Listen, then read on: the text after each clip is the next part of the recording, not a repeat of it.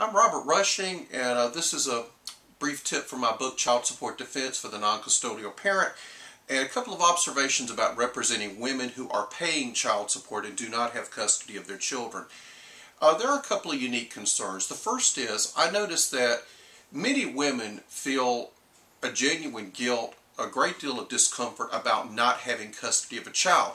Because of that, unlike a man, they may feel a desire to avoid dealing with the situation, an emotional negativism about performing, keeping records, and I end up telling these people, to some extent, this transaction, the payment of child support, has to be treated as business.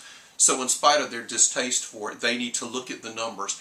Am I paying what I should pay as opposed to paying too much? Am I paying on time? And they have to take the emotion out of that a bit. A second concern I see is often a woman who is paying child support is doing so because of a job move in her situation or a child's need to be in a certain school district.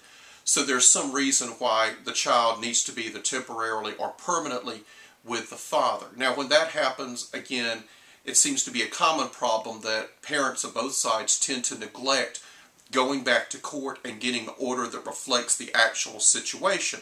So it's important that a woman keep in mind that if a situation is different than the court order, such that she's paying more or paying what she should not be paying, that until that court order is changed, she is still liable for the support. And I have seen women have really negative consequences by failing to go back into court and modify an order simply because they did not want to deal with that or because they wanted to avoid the expense, and in that case ended up with a much more serious problem. Thank you for listening. You can find more information in my book, Child Support Defense for the Non-Custodial Parent.